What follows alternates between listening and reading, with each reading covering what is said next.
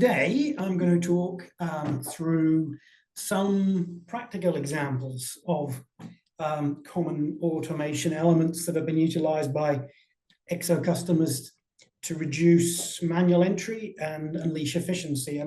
And Ronnie talked a lot about the upscaling effect. You know, businesses seem to be condensing, they seem to be getting larger. The automation from external tools is tending to mean that there's higher volumes coming through with less human interaction, so less employees in some respects, and order entry is one of the most common areas that we see that. So, for instance, more and more people are getting the customers to enter the orders through our website, and do that initial entry work, so the orders are arriving already keyed. And so the idea is to try to reduce the manual entry side and unleash those efficiencies. So in many cases, these are the natural next development step after implementing an add-on, such as a B2B or B2C website or external warehouse management system, or even a third-party warehouse system that's dispatching your products, and the first you hear about it is the order appearing in the system. So the give me a sec. What? Got my head looking badly there. So basically, the bottleneck has moved, and the existing methods of handling these orders is no longer efficient enough, and it creates problems or bottlenecks inside the business. So we have a number of quite common, could you call them microservices or services that are running within Exo, that allow us to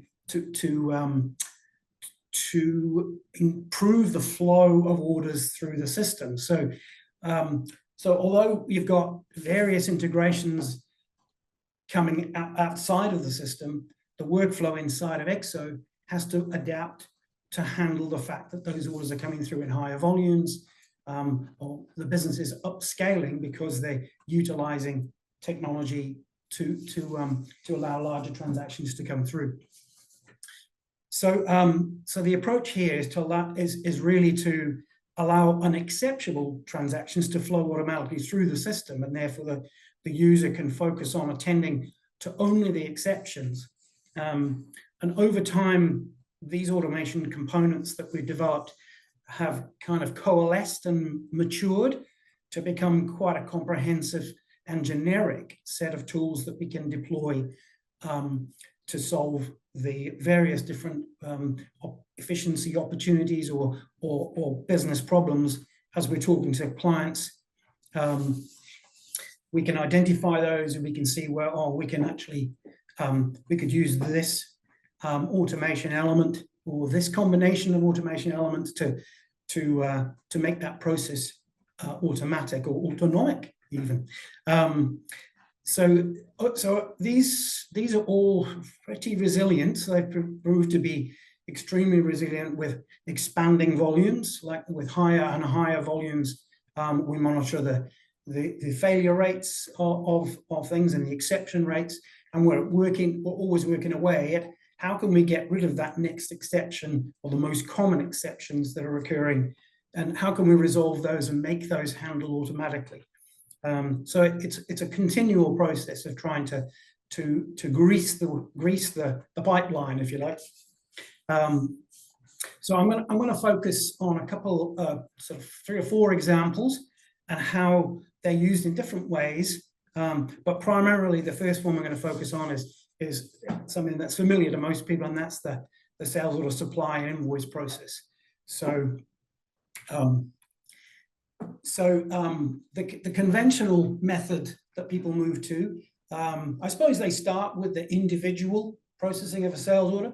So you enter the sales order, you process the pick, and you push it through to the warehouse. The warehouse come back with a confirmed pick slip, and you mark it as picked, and then you supply it, and then you invoice it. Then it goes through a number of validation checks through that process that appear to you as pop-ups, and it's a very interactive manual process involving somebody who's quite highly trained and efficient at operating sales orders.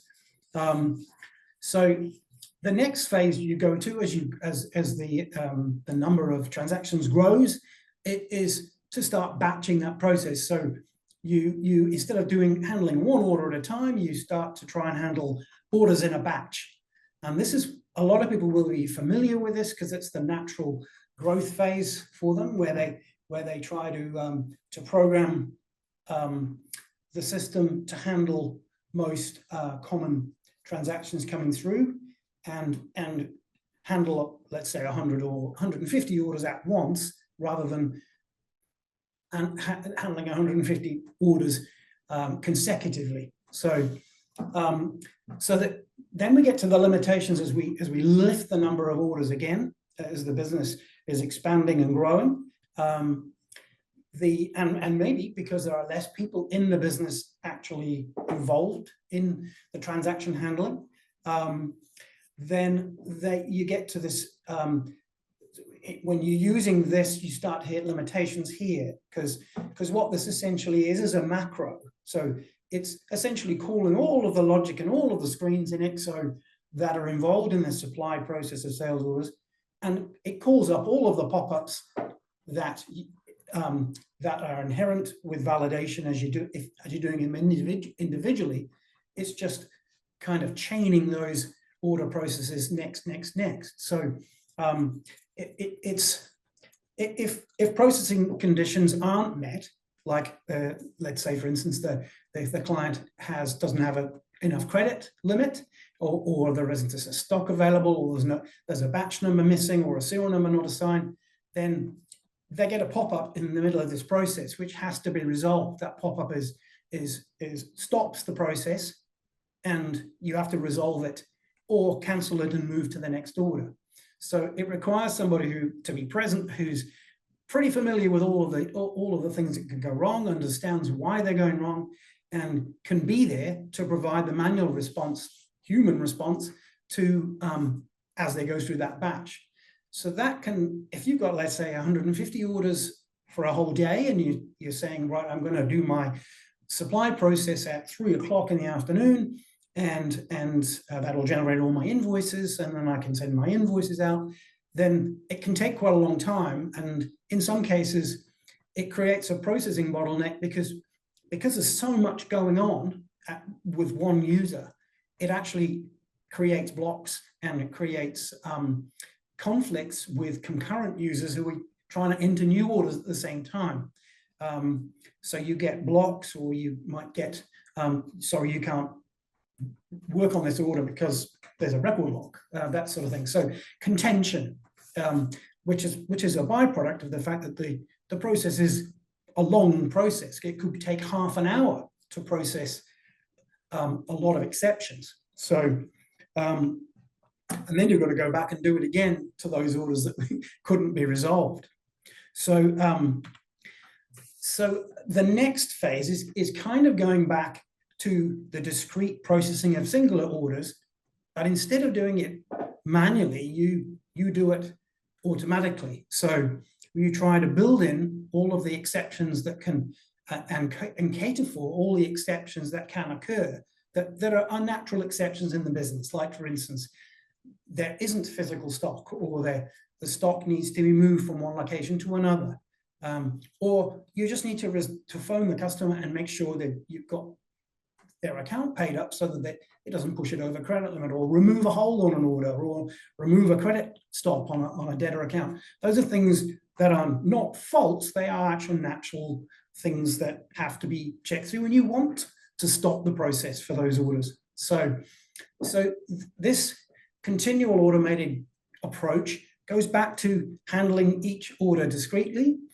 It focuses on monitoring and handling the sales orders through those exceptions, and it's continually releasing through the day by focusing on removing blocker exceptions, which we catalog, and I'll show you how that's done in a second. So it doesn't attempt to process a sales order at all if the processing conditions aren't already met. So if there are some critical criteria that must be met before the order will go into the processing cycle. So the processing of the orders is in this case is handled by a chain of automatic independent background processes or services that are independent of each other but are chained together.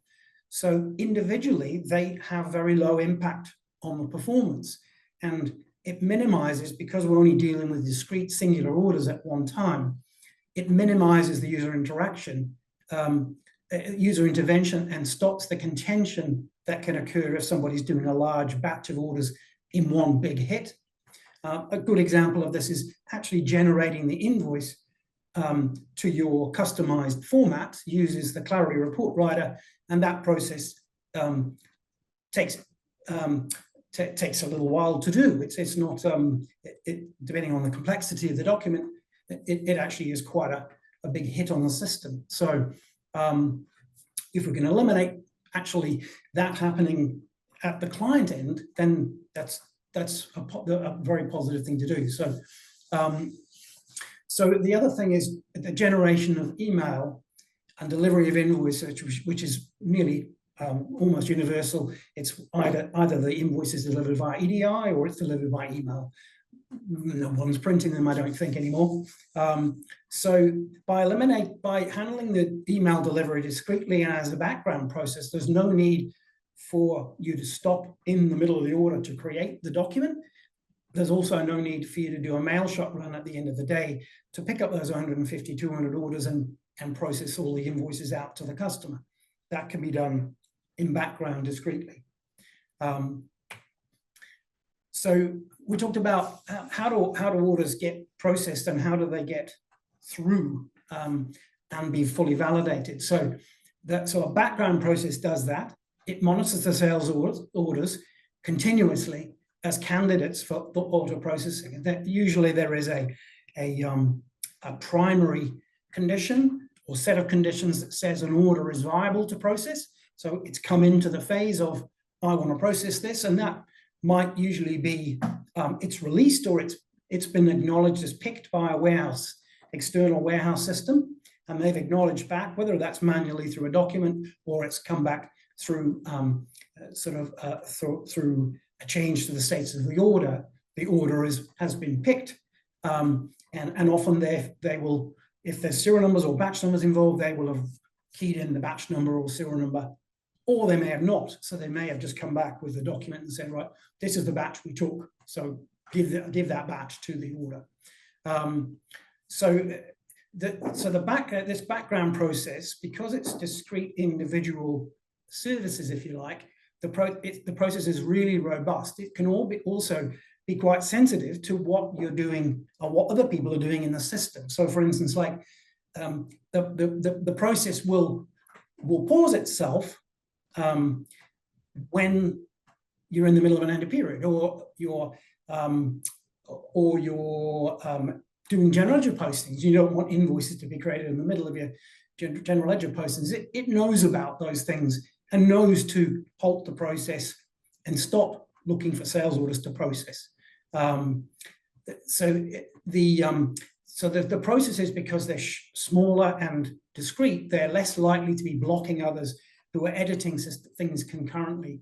And it also works in the background independently of what you might want to do in the foreground. So it doesn't stop you from processing orders in a manual way, processing some orders in a particular, like maybe foreign currency orders might be processed differently. You can do those manually. You can decide that some debtor accounts, they don't get processed automatically. They always are always handled manually. So it's very the rules set is very, very flexible and very customizable.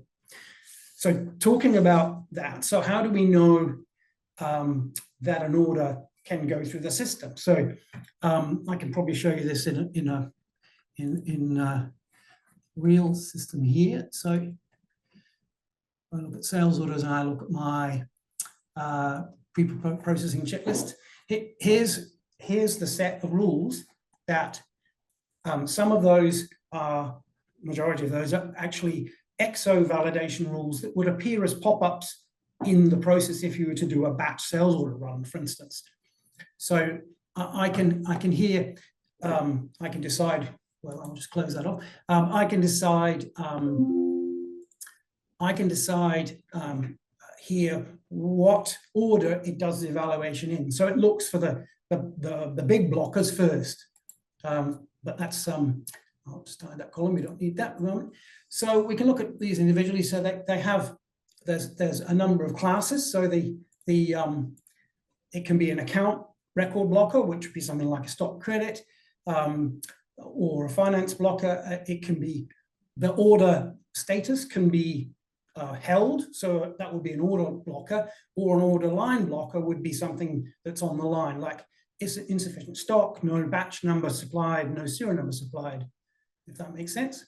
So a system blocker would be the debtors ledger's locked for ledger posting, so you can't, we don't want you to be releasing orders right now.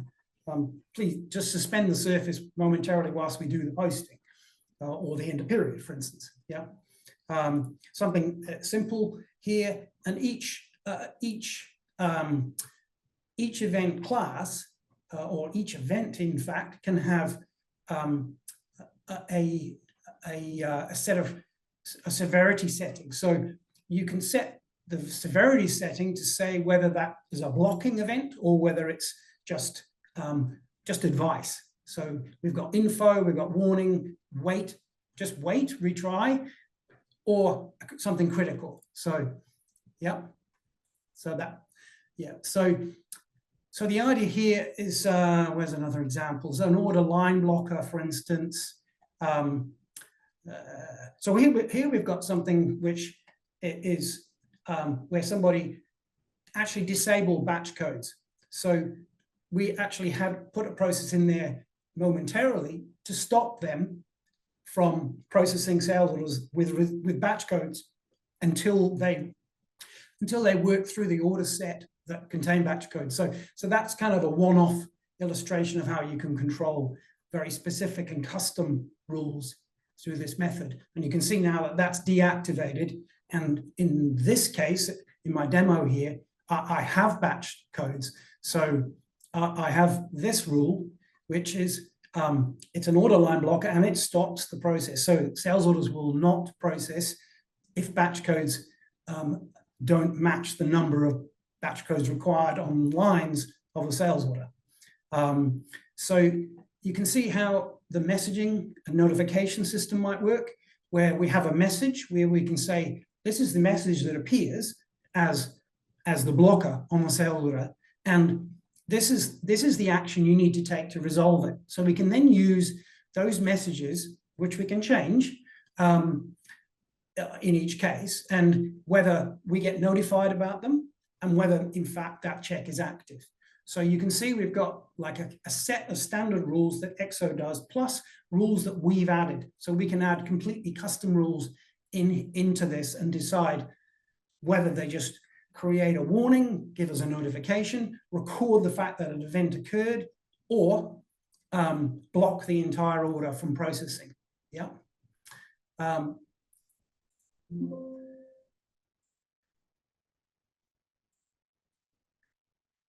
Okay. So just let me check where I am with my, so that talks about, in this case, the condition set that we use, the master condition set that we use for evaluating sales orders, which is adjustable by user. But it basically takes all of the Exo rules that can be applied and moves them into a soft set of validation conditions that are used by the automated batch processing. So looking here, I can in fact, I can probably go back to the demo to do that. You can see here, that I can pick an order in the list here. In this case, I was talking about the fact that we've got a batch line blocker, and I can do the pre-process checklist, which shows me why this order can't be processed. It has an order line blocker. There are missing batch codes on the order. Batch codes are missing, and they're required. So that's what we need to do is take action. It will stop the process because I'll mark that as a critical validation, and the action to take is to manually supply the batch codes before it will be processed. Here we've got Then we have more order line detail where we've got individual stock scenarios. Here, if we've ordered, the customer ordered 10, we picked 5. So that's going to create a warning to us or information that the order hasn't been fully supplied. And what do we want to do with it? Do you want to cancel? Do you want to force that order to fully process and move it to create a new order with the remaining amount? Or do you want to put the order back through the process cycle again and supply the next 5 when they are available, or when you can move them from another location into this location? So that provides individual detail. And it's probably the most common blocker is the fact that actually, even though the stock has been picked, Exo hasn't yet recorded the fact that they can pick from that location, and you've got to do a stock transfer that the warehouse haven't yet done. So you can see how that's built into the process there. I can probably just, just go and fulfill that order, I think. Just a second. Yeah, so if I go into sales orders here, I can pick up that order. So there's an order there. That's the one, I think. Yes, so that order is not confirmed, it's not picked. So that one can't go through. This one here, yeah, so I marked it with batches. So what am I going to do to that one? It's actually ready to go in every other case, except I need to supply the batches for that batch tracked item. So I've picked one, but I haven't and I've released it, but I haven't actually given it the batch number there. So if I save that order, it should hopefully ask me about the batches.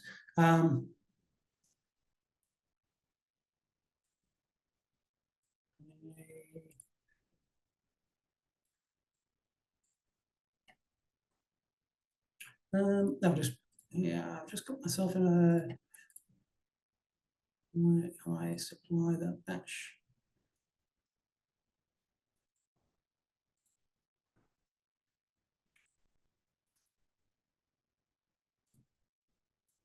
Wouldn't normally do this. I would pre-allocate the batches, but I've forgotten how to do that.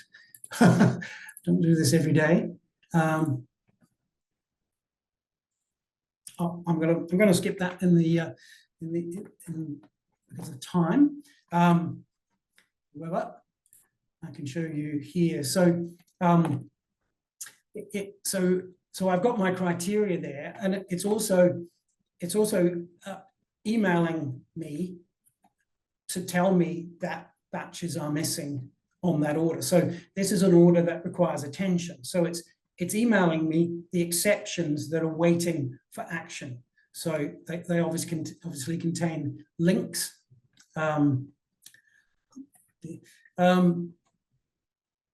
Sorry, yeah, so they obviously contain links that I can click on there. I can show you one. So there's the inbox there. So that order there, I can click on that link and that will open the order directly for me. So I can interact with the email message. So it has opened it somewhere.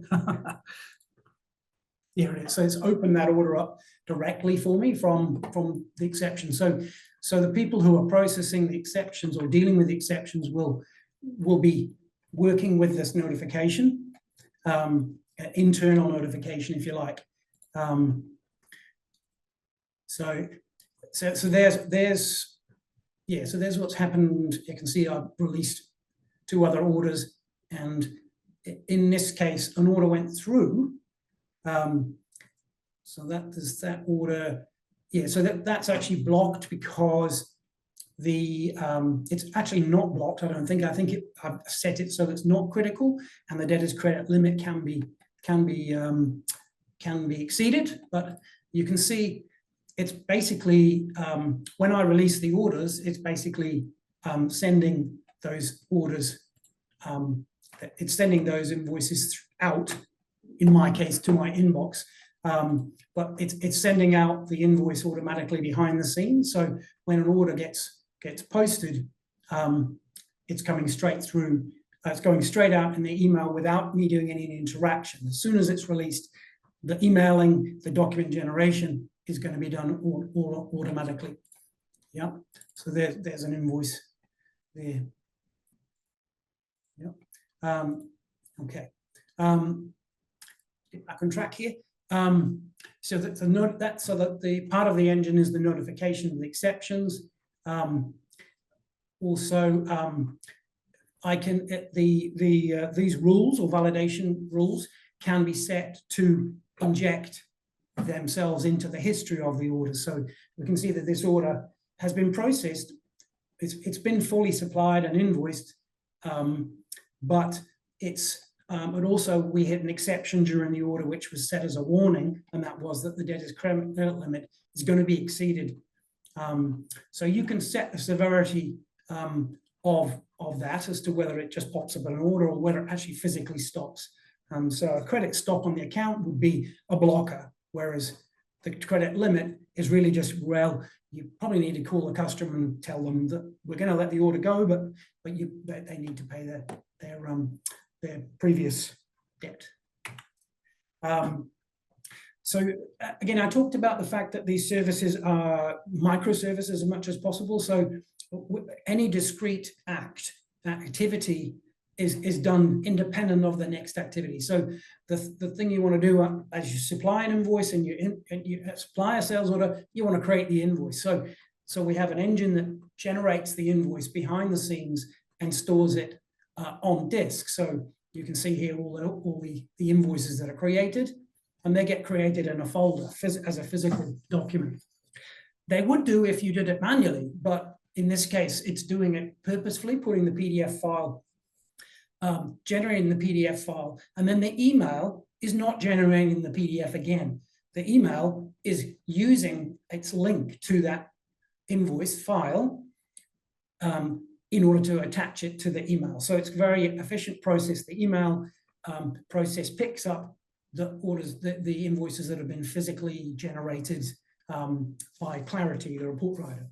So again, the processes are discrete and they are chained together. So as minimal as they can be to provide a particular service or outcome. So here we've got examples of the fact that an invoice has been generated because it's been pushed through from the sales order and it's gone to the customer. So so there we go. I've explained that. There's a credit note going through. You can see that there's the content and or the context of the order can change the body of the email. So the email in this case doesn't say congratulations, we've credited your credit note. It says thanks for the business, we've processed your credit note. Whereas if we do an order, that one says your order's been confirmed. We're excited to confirm your order's speeding towards you. Obviously, you want a different sentiment when there's a credit note. So we can do the same thing for debtor-generated invoices versus sales order-generated invoices. So we can have a context block dependent on the context of the invoice or the document being created here. So it's common for the most common delivery method for invoices is is either EDI or PDF. So most people have a mixture where some of the bigger companies will be purely EDI, and those invoices are sent as an EDI transaction, but they still maybe want the PDF file on a statement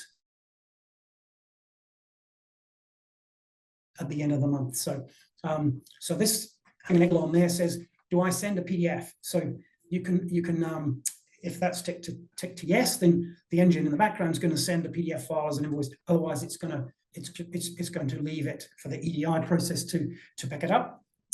All right, yeah. So non-sales order invoices. So if I put an invoice, I can show you an example in a second of where this would be. I'm not using sales orders. I'm actually generating invoices through debtors, and I still want to use the engine, the service behind the scenes to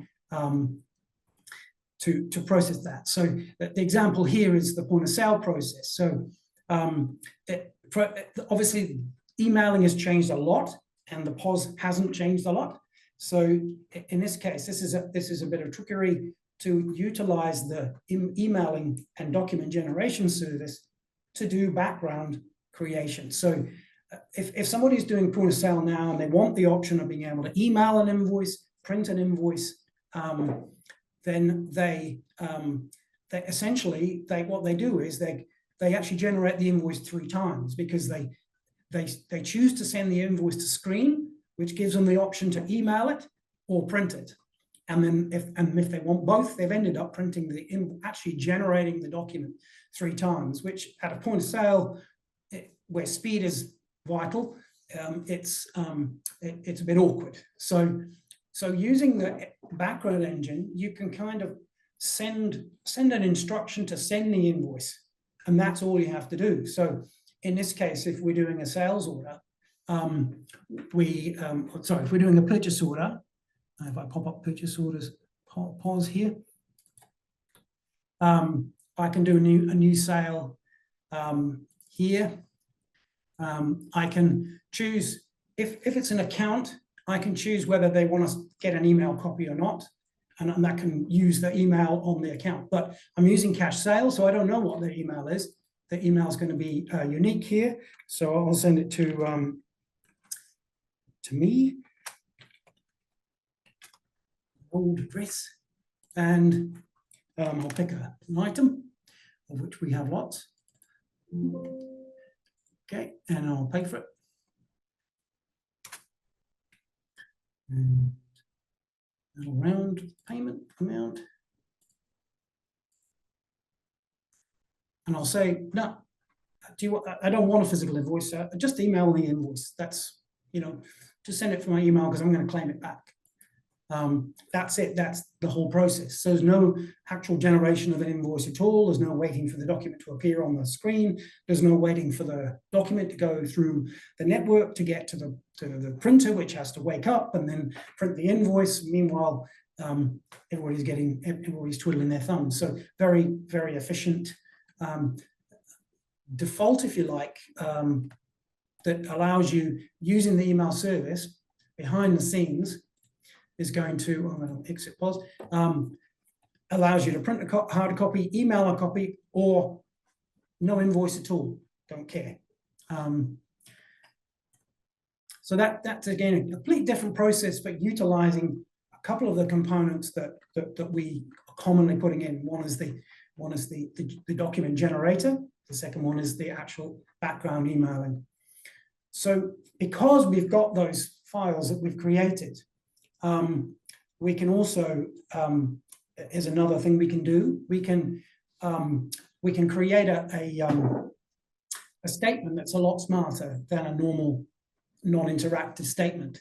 The statement itself, in fact, has links to help, so I can actually get the help for the statement. Oops. Yeah, so if you click on help statement down there, it explains what the statement does. So I can with an example, excuse me.